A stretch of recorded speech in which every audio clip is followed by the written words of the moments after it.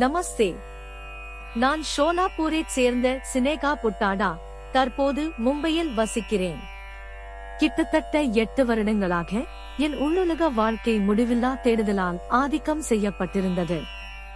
நான் பல ஆன்மீக புத்தகங்களை படித்தேன், பல்வேறு முறைகளை பின்பற்றினேன், பதில்களை கண்டுபிடிக்க முயற்சித்தேன். ஆனாலும் அமைதிக்கு பதிலாக ஏக்கமும் முழுமையின்மையும் மேலும் மேலும் வலுவடைந்தது. அத்தியாவசியமான ஏதோ ஒன்றை காணவில்லை என்பது போல எப்போதும் ஒரு ஆழமான அமைதியின்மை இருந்தது. நான் அம்மா பகவானிடம் வந்தபோது என் பயணத்தின் ஒரு புதிய கட்டம் தொடங்கியது. முதல் முறையாக என் துயரமான நிலையை நான் உணர்ந்தேன். என் வாழ்க்கை எவ்வாறு இயக்கப்படுகிறது என்பதை என்னால் பார்க்க முடிந்தது. ஒருபோதும் நிற்காத தொடர்ச்சியான உரையாடல். எனக்குள் உயிருடன் இருந்து மீண்டும் மீண்டும் வெளிப்படும் மனக்காயங்கள்.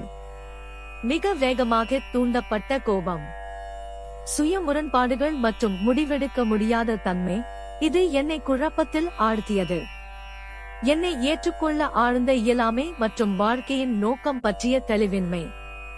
எனது முதல் அனுபவம் நான் நவக்கிரக ஹோமத்தில் பங்கேற்ற போது மற்றும் அதைத் தொடர்ந்து அம்மாவின் தரிசனம் கிடைத்த போது ஏற்பட்டது.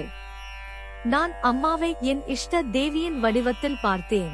மெதுவாக என் உள் உலகம் பல்வேறு செயல்முறைகள் மூலம் மெதுவாக மாறத் துவங்கியது. ஸ்ரீ பகவானின் முக்தி மோக்ஷா வகுப்புகள் என் வாழ்க்கையில் ஒரு பெரிய தாக்கத்தை ஏற்படுத்தின. என் உள் சத்தியத்தை நான் காணத் தொடங்கினேன். எண்ணங்கள் மெதுவாக குறையத் தொடங்கி அமைதிக்கு இடம் கொடுத்தன. சூழ்நிலைகளை சார்ந்து இல்லாத ஒரு அமைதியான உள் மகிழ்ச்சி எழுந்தது. நான் சிந்தனையற்ற நிலையின் தருணங்களை அனுபவிக்கத் தொடங்கினேன். அது ஆழ்ந்த நிம்மதியை அளித்தது. எண்ணங்களில் தெளிவும் வாழ்க்கையில் இயற்கையான ஓட்டமும் இருந்தது.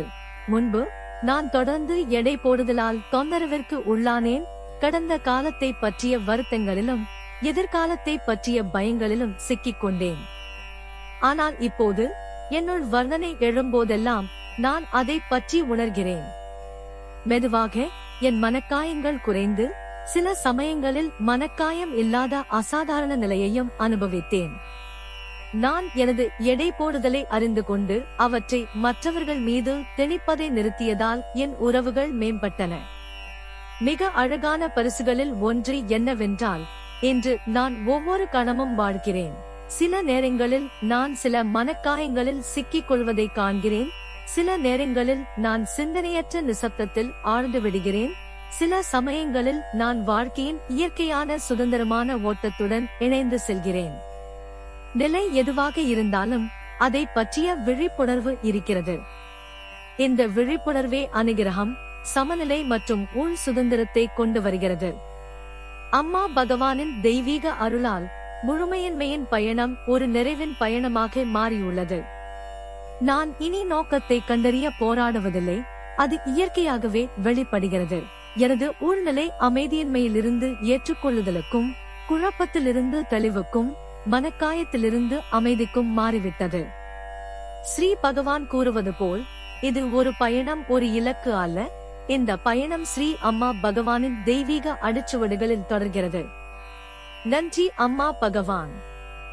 ஜெய் போலோ ஸ்ரீ அம்மா பகவான் கி ஜெய்.